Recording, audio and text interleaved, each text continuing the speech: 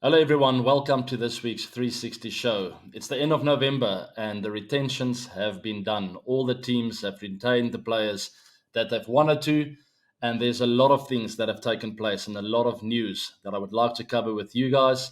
Also, some interesting trades that have taken place, and that window is only closing on the 12th of December, so we might see a few more tricks up the sleeves of the owners and the coaching staffs of the various franchises. There's a lot to cover and I'm very excited because it's IPL fever time. Let's have a bit of fun on this week's 360 show. We're watching a very high-class player. This is when you know every developer is at his best.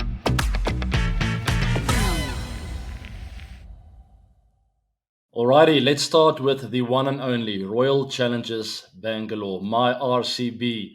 Will this be the year for them? There's been some very big news as you see the expose there from Royal Challengers Bangalore. Here we go. A lot of excitement because they got hold of the fantastic Australian all-rounder Cam Green in a trade with Mumbai Indians. Big controversy there with Hardik Pandya going to Mumbai Indians, Cam Green being traded to RCB, and wow, I mean that's huge news. Was it time for Mumbai Indians to let go of him? He had a wonderful season. We scored that incredible 100. We know what he can offer with the ball in hand as well. But I'm very happy to announce that he will be playing for RCB this coming season. You see there the RCB purse remaining 23.25 crores. So there you see the list of the retained players for RCB, captained by Faf du Plessis. Obviously, Virat will be there. Will Jacks, who didn't really play last season, I know what he's capable of. I've seen him in the SA20 tournament. I'm pretty sure we'll see the likes of him in this coming IPL. Mayank Dagar been traded. He came from Sunrisers Hyderabad and a wonderful little player. Denish Kartik, quite a surprise. He's quite an expensive player who didn't have the best of seasons. I think he's 38 now, probably one or two more seasons in him. We know what he can do. He's a wonderful player, but I thought there might be an opportunity for them to open up more of that remaining purse to look at some youngsters, some talented players. There's so many out there, but nonetheless, they did go for the experience, and not a bad call at all, I think. Just a little bit surprised by that one. The bowlers is the area where I would be worried. Obviously, Mohammad Siraj there, Reece Topley. There is some experience there, but they did let go. If you see the released players list, they let go of Wanindo Asaranga, Harshal Patel, and Josh Hazelwood. Those three have won them a lot of games in the last couple of seasons. Especially Hazelwood, I thought he had just this way of controlling that bowling lineup, and unfortunately, he's gone down. Finn Allen, youngster from New Zealand, they held on to him for a few years and released him without giving him much game time. So this is quite a strange game plan that they have. Very opposite, actually, to someone like the Mumbai Indians franchise who build over years. You know, they hold on to the youngsters because they believe in making someone get used to the franchise, the way they operate, and then finally them breaking through and becoming IPL legends. That is a game plan that has worked for many franchises over the years. You look at CSK, a very similar thing. You see the same kind of names breaking through finally after being held for a few years, and then they become the core of the team.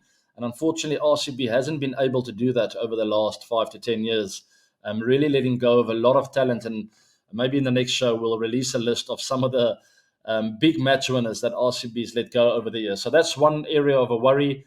And then obviously this bowling department. I think with that remaining purse, they need to have a look at quite a few things. And obviously we see the major releases there.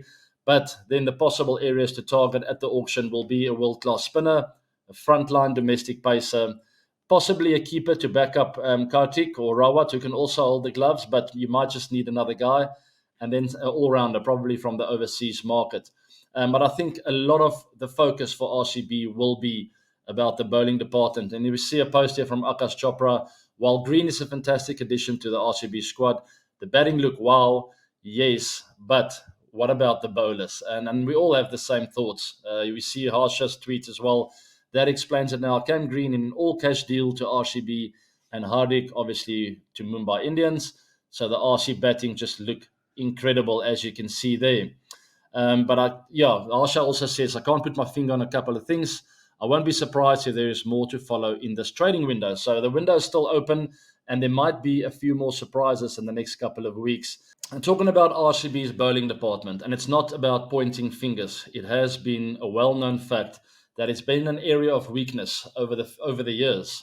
Yes, the batters also made a mess at times, but you need to play as a team. You need to gel together. You need to understand each other. And more often than not, there has been this feeling of making silly mistakes, not getting the discipline right, not doing the basics well under pressure. And we know how difficult it is to bowl at the Chinnaswamy Stadium. You're always under pressure. The bowlers are coming after you. But it has been an area where we've been struggling, where the opposing teams would come to the Chinnaswamy and look more organized and better planned to take control of the conditions there. So it is an area that I've personally felt always we've been lacking a little bit. You look at the discipline in particular, and that comes down to experience. But bowling no balls, giving away free hits at terrible times, ultimately costing us the game. And the batters obviously need to shine as well. It's not about pointing fingers. The batters know they need to step up. I look at the names on that batting list, and it looks fantastic once again. But can we get the perfect mix between experience, youth, skill, discipline in that bowling department for RCB? They don't have a huge purse remaining there. But as I said, as I alluded to, with Andy Flower there, I'm convinced they'll have a plan. And they must have been talking about this for quite a few months now. So let's see what plan they come up with. The trading window is still open. That auction is coming up. And I'm hoping RCB will make some good moves to get that balance of the bowling unit in particular absolutely spot on. All right, moving on to the Mumbai Indians then. The big news, obviously, Hardik Pandya returns home. And we look at a post here from him. I want to expend my heartfelt gratitude to the fans, team, and management at GT. Being part of the team and leading it has been an absolute honor, and I'm immensely thankful for the love and encouragement my family and I have received as a player and as an individual. The memories and experiences with GT will forever hold a special place in my heart. Thank you for the unforgettable journey. Yes, you can say the words, but there will still be some upset fans over there at GT. It was a big move, but at the end of the day, it is the man's career that is the most important. That will be priority for him. That must have been priority for him. And he finally decided to make that move. What happened behind closed doors, none of us will know. But the fact of the matter is, Hardik Pandya find himself in the Mumbai Indians team again. And ultimately, I think it's good news for cricketing fans. I just think this whole thing is exciting. This trading window and retention and the auction coming up. It's really become a business as the IPL, and it's just expanding and getting bigger and better by the day. And this retention and also the trading window and the auction is part of the entertainment and the fun in it all. As well as I know that it might break some hearts, it is part of the business.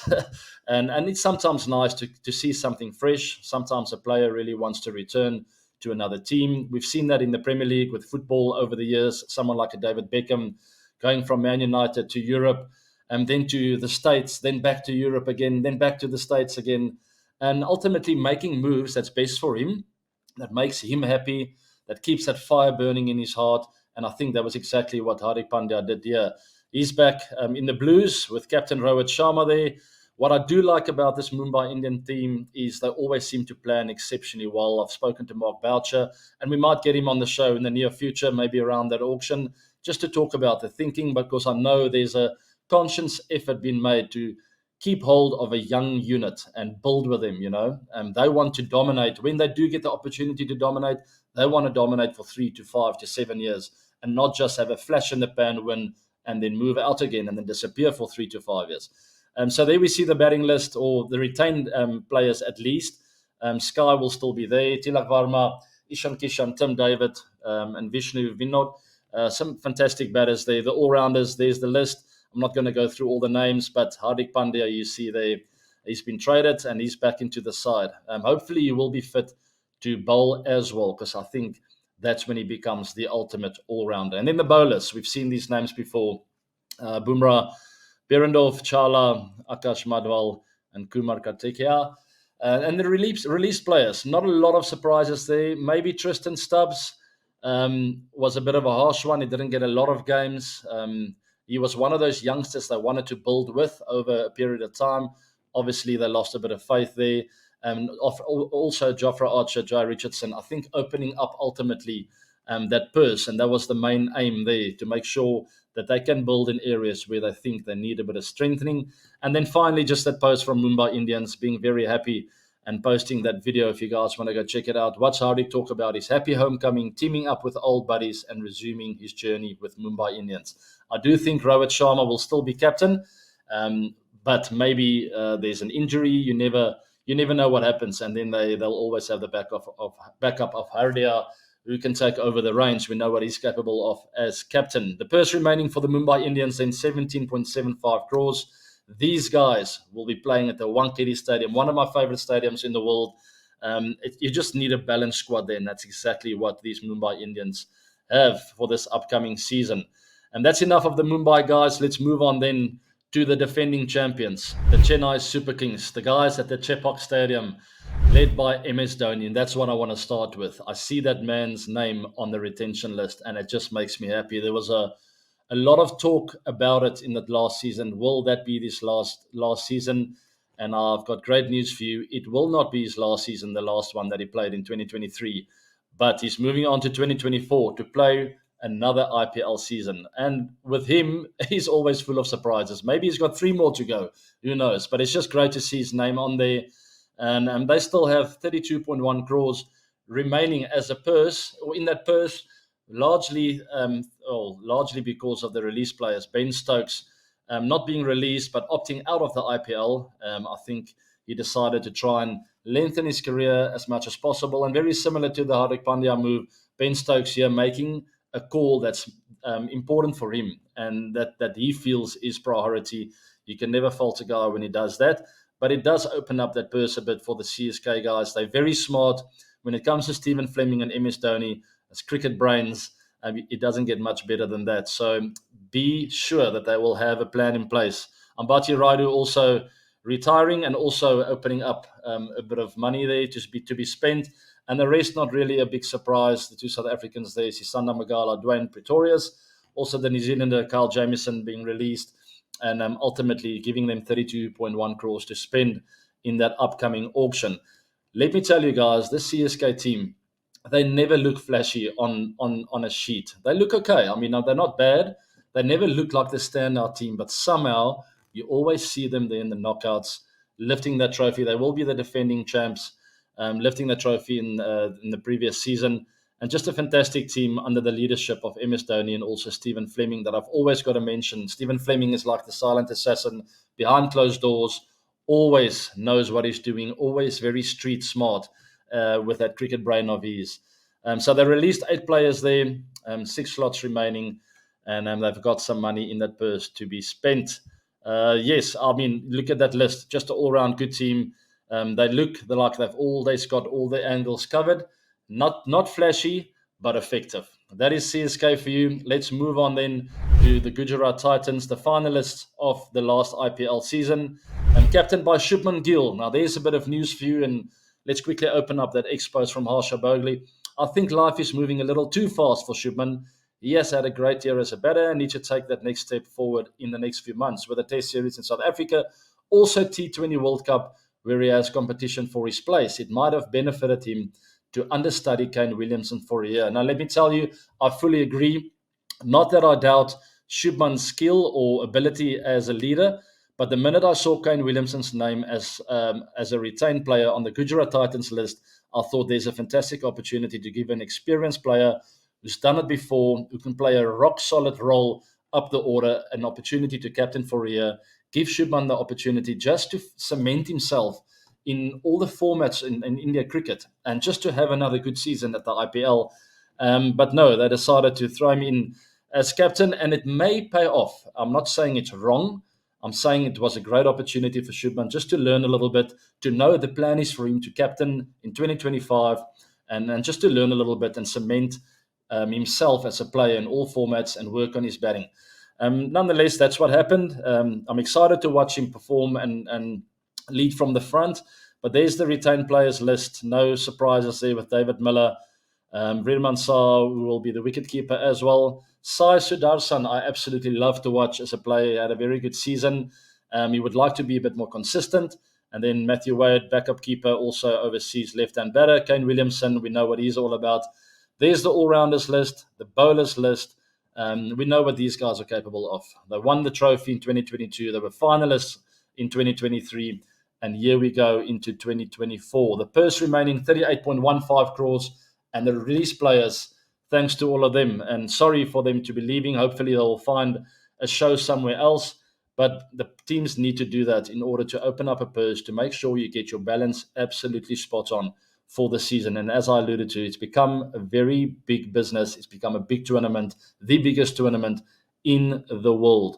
And then just quickly from Sportskeeda, Shubman Gill has joined the elite list of T20 great captains who took up the leadership role at a very early age. Age 24, captain of the Gujarat Titans, and all the very best to them. Moving on to the next team then, Punjab Kings, led by Shikhar Dhawan, my good friend.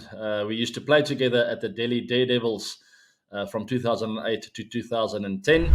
And there we see the retained players list: Johnny Bairstow, Chetan Sharma. You can go through the list. Liam Livingston, no surprise there. Sam Curran, Kagiso Rabada, Nathan Ellis, Rahul Char.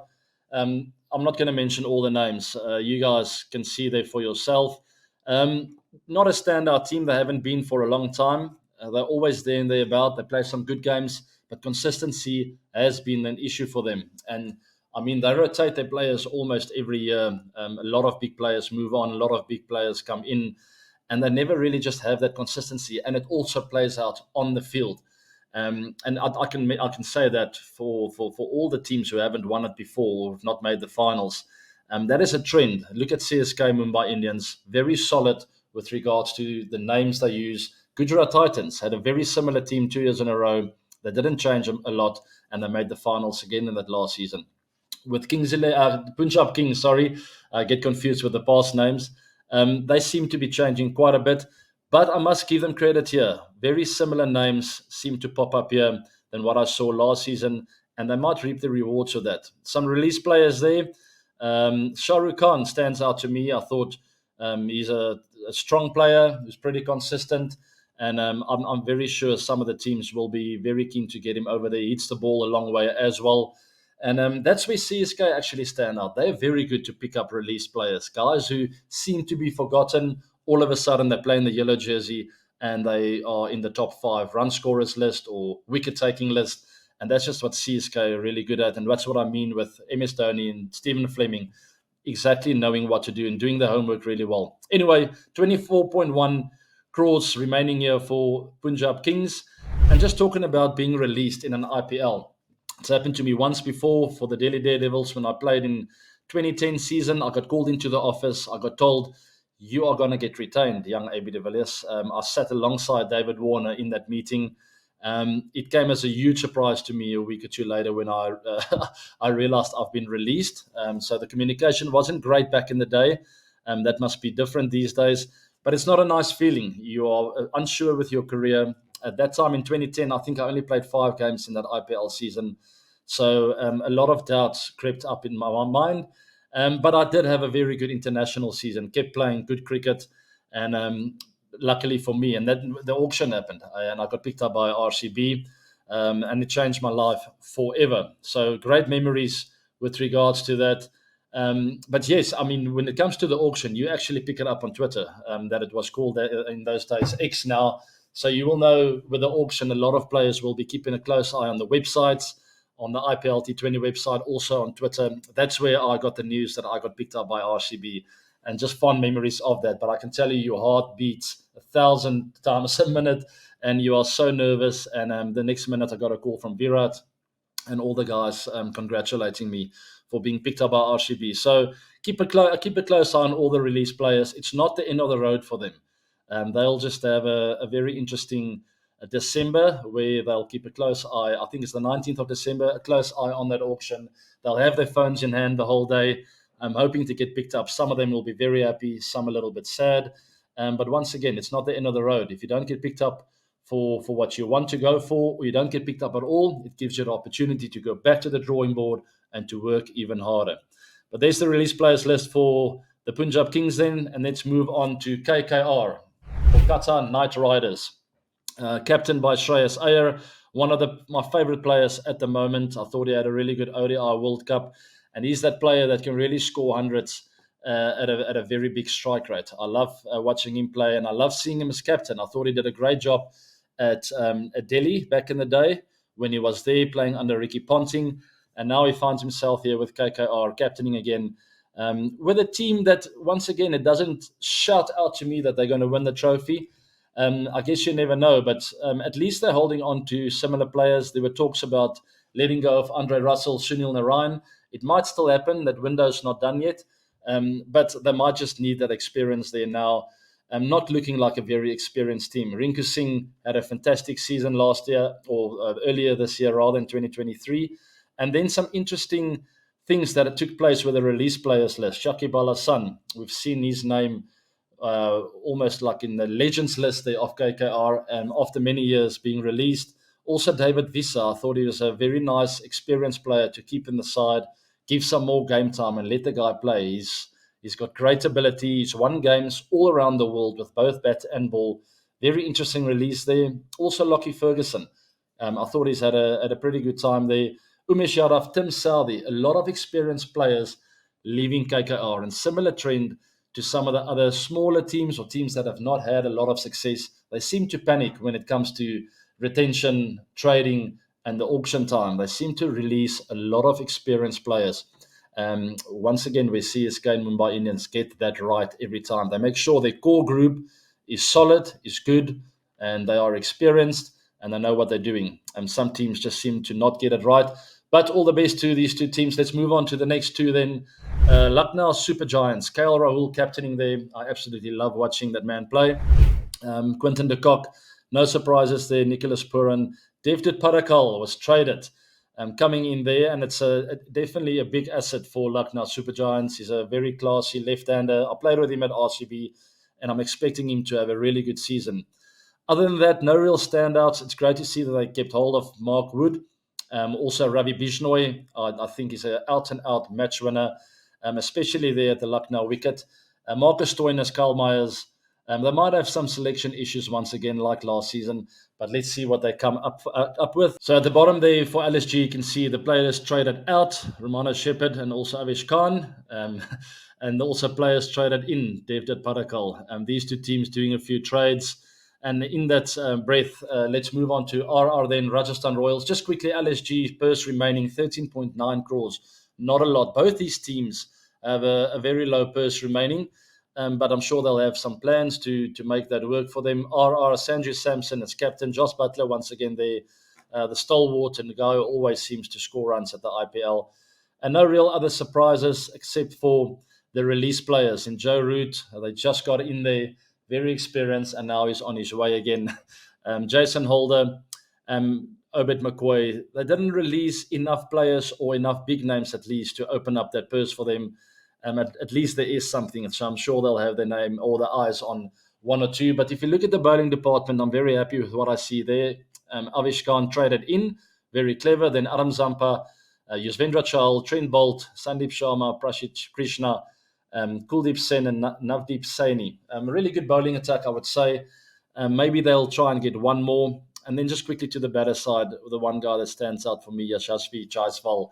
I've spoken about him in length in Mumbai at this year's IPL when I covered some of the games. I love watching that guy play. And I think it's just an all-round good team. I think they're going to perform a bit better this coming season. And that's Rajasthan Royals and Lucknow Super Giants for you. Moving on to the Sunrisers Hyderabad then, captained by Aidan Markram, my fellow countryman. I expected more of this team in the last season. Unfortunately, they slipped up in a couple of big games. They do have a nice big purse remaining in 34 crores. That's thanks to the release players, Harry Brook and also Adil Rashid, I would say, made up most of that purse. But there's the release players list, and there is also the Sunrisers Hyderabad retained players list. All in all, good team. Marco Jansen showed some signs of losing form in the ODI World Cup. Hopefully, he will find that again. But there's a lot of experience in Bhuvi Kumar. Also, Natarajan, we know what he's capable of. A lot of pace in Umran Malik. So I just like the look of this team. There's good balance. Heinrich Klaas and Glenn Phillips. You go through the list, and it looks like a good side. What they do with the 34 crores will be really important. I think maybe a bit of experience is the name of the game for them. Let's see what they get up to. And then the Delhi Capitals release players list there. It's a big list. Disappointed to see Riley Rosoga, also full salt. Um, Manish Pandey, all didn't have an outstanding season, but very experienced campaigners when it comes to T20 cricket.